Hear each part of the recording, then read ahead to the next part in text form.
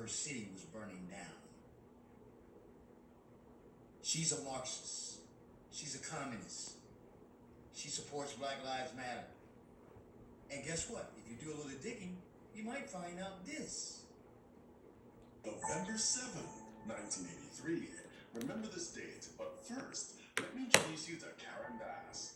Back in the 1970s, community activist Karen Bass went on at least 15 trips to Cuba, many with a group known as the Venceremos Brigade, a Marxist group started by the Castro regime to subvert American interests, weaken democracies, and spread communism around the world.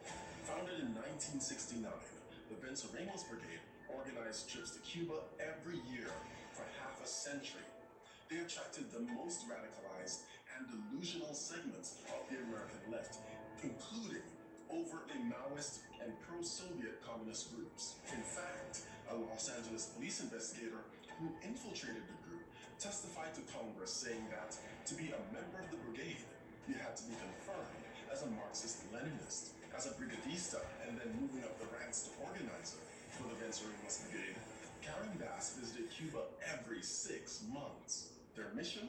To radicalize young, impressionable American leftists in terrorist tactics and guerrilla warfare. Members of the Venceremos Brigade were even taught how to make bombs. Jesus Christ! Karen Bass admits, on her many pilgrimages to Cuba, she went to see Fidel Castro speak several times, even calling him charismatic, and upon his death, praised him, saying, "The passing of Commandant en Jefe is a great loss to the people of Cuba, even though the people of Cuba see him as a dictator who impoverished their island."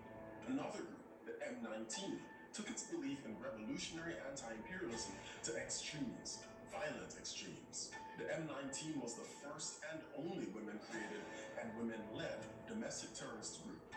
Since their founding in 1978, M19's tactics escalated from robbing armored trucks and abetting prison breaks to building their own explosives and carrying out terrorist bombings.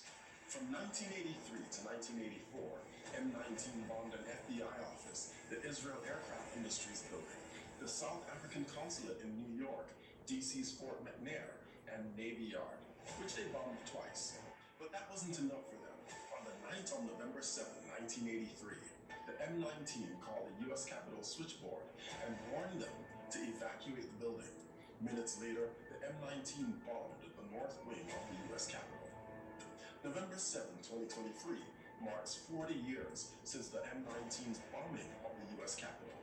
Members of the M19, like Susan Rosenberg, traveled to Cuba with and were radicalized by the Venceremos Brigade. The South Los Angeles Venceremos Brigade was led by Karen Bass, who is now mayor of Los Angeles. These are the same people that create Antifa and Black Lives Matter. I got it.